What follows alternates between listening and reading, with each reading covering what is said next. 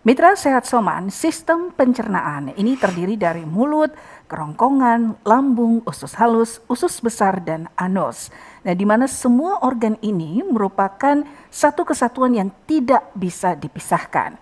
Mitra Sehat Soman, bagaimana cara yang baik untuk merawat sistem pencernaan kita?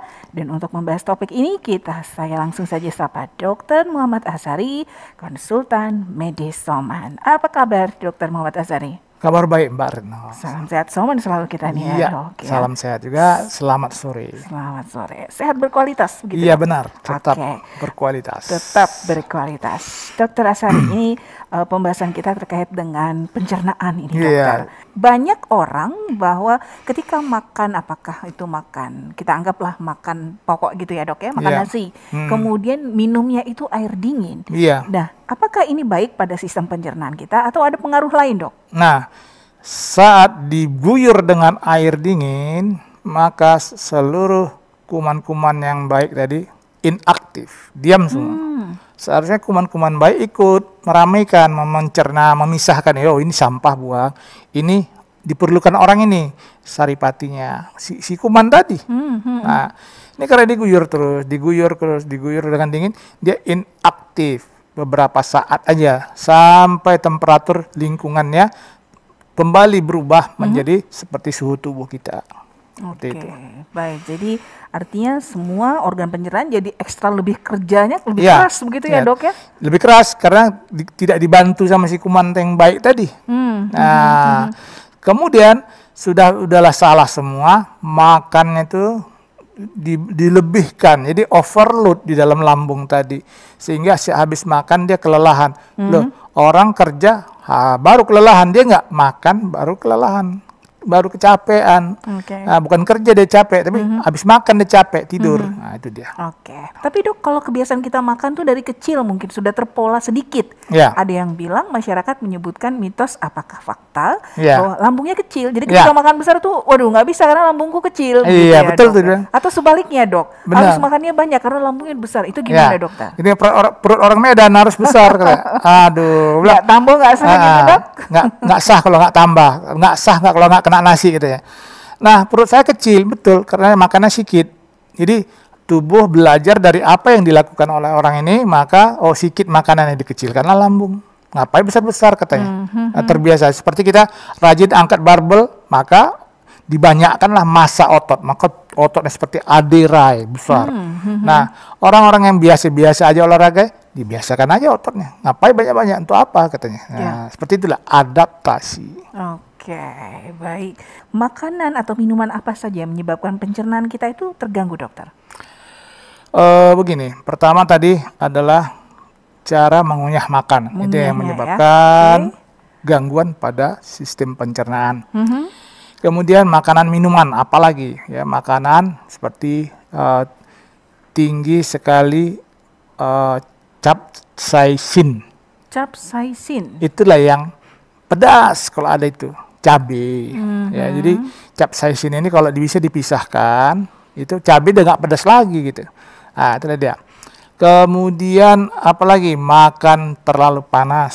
Itu juga tidak baik. Iya, merusak. Minum terlalu panas atau dikombinasikan makannya panas, minumnya dingin. Nah, itu biasa kalau makan bakso tuh dok. Iya, ini dah makan bakso, dah panas, pedas lagi, capsaicinnya, cabai rawit, kemudian didinginkan tiba-tiba, tadi memuai, sekarang, Nah, itu dia kebiasaan yang buruk ini bisa menyebabkan terjadinya iritasi pada permukaan lambung kita.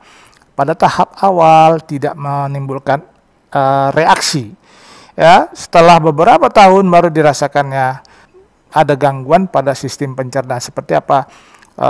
Adanya peninggian asam lambung tiba-tiba. Bukan salah asamnya, orangnya yang salah. Jadi asam lambung ini adalah reaksi dari apa? Dari apa yang kita lakukan, dari apa yang kita makan, apa yang kita minum. Jadi minuman juga tinggi kafeinnya. Itu juga tidak baik buat pencernaan.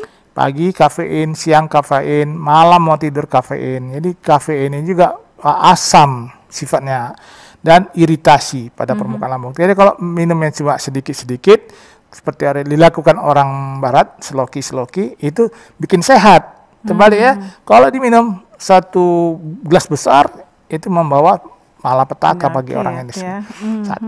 Satu lagi emosional yang terlalu tinggi ini menyebabkan asam lambung berlebihan dikeluarkan. Oh, jadi emosi juga benar bisa ya dok ya? Ya, kita baru melihat aja udah emosional. Ya, misalnya kita nonton film, kita lihat kan, ini film ini memuakkan nih, bintang ini. Perannya antagonis, jadi tanpa sadar kita ikut marah gitu kan. Nah, itu bahaya. Padahal nggak salah apa-apa pemainnya kan. Nah, kita yang jadi sakit gara-gara melihat itu. Apalagi kita kurang istirahat. Misalnya malam begadang sampai pagi. Istilahnya saya harus menyiapkan untuk besok pekerjaan saya ini. Ya benar silakan. Tapi akibatnya apa? Pikirkan bahwa dengan kurangnya istirahat, kerja terus, maka otak berpikir orang ini memang kerja. Siapkan makanannya. Dikeluarkanlah asam lambung banyak-banyak. Artinya apa? Asam lambung banyak-banyak. Wih, makanlah kau. Kau lagi kerja, butuh tenaga. Kawan mau kerja terus tak memikirkan itu. Asik ya, begitu asik. Ya, lama-lama luka lambungnya. Seperti itu.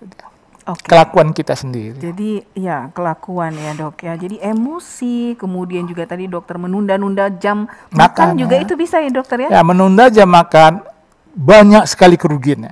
Selain sakit lambung, satu lagi dipecahlah gula banyak-banyak. Orang ini kerja tapi nggak butuh gula ya, aneh kata tubuh. Maka tubuh ambil inisiatif pecah gulanya dari lemak dia. Maka terpakailah gula tadi. Segar aja, kerja juga sampai pagi. Akhirnya apa? Tiba-tiba waktu nggak sengaja periksa gula darah meningkat. Dipecah tadi lemak menjadi gula. Terus begitu kebiasaannya. Akhirnya dia diabetes. Jadi dari pola yang seperti ini pun bisa larinya ke itu ya dok? Bisa. Hati-hati ya Bapak Ibu adik abang di rumah.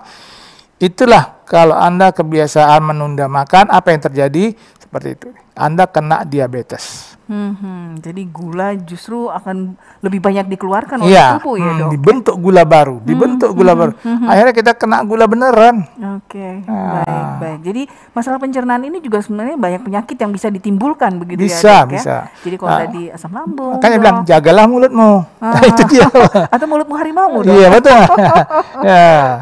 Jadi ada banyak penyakit yang bisa timbul akibat kesalahan dalam sistem pencernaan kita ya dok ya. Jadi tadi dokter bilang bisa ke lambung, kanker juga bisa komplikasi larinya ke diabetes juga. Metabolik ya, sistem metabolik gagal maka diabetes. Dari diabetes nanti kemana? Ke jantung. Dari jantung kemana lagi? Meningkat ke otak. Aduh, saling lingkaran setan yang nggak akan putus. Baik dokter, kita lanjutkan lagi terkait dengan merawat pencernaan, awas penyakit mematikan. Nah mungkin dokter bisa mematikan ini seperti apa sih dokter? Mematikan ini bisa segera, bisa nanti-nanti.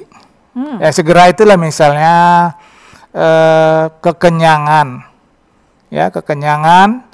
kemudian lambung menjadi besar, expand. Makan enak maklum lah kan, jarang-jarang kan memperbaiki gizi kita. Apalagi ke pesta gitu. Dimakan banyak-banyak sehingga pencernaan kelelahan.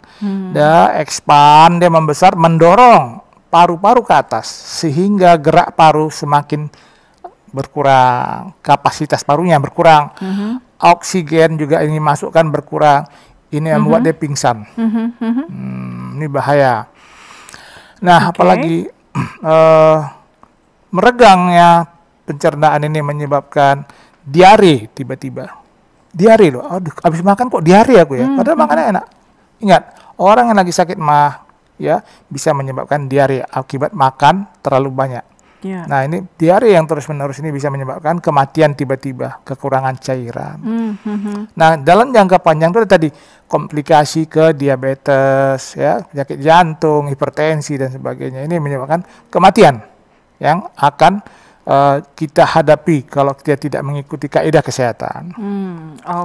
Baik dokter, kita sudah berada di akhir kebersamaan pada kesempatan sore hari ini.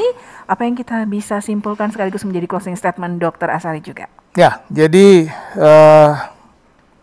pemirsa dari Soman semuanya mengatakan bahwa di saat usus kita tidak sehat, ya, atau pola makannya yang salah, secara perlahan tubuh dilemahkan dari dalam sendiri.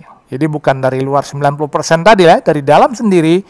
Maka untuk melindunginya, konsumsilah Soman ini pagi 10 tetes dan malam hari 10 tetes. Maka insya Allah pencernaan Anda akan sehat kembali. Oke, baik Mitra Sehat Soman. Saya Retno Yunita dan Dr. Muhammad Asari, konsultan medis Soman, mengucapkan terima kasih. Salam sehat Soman.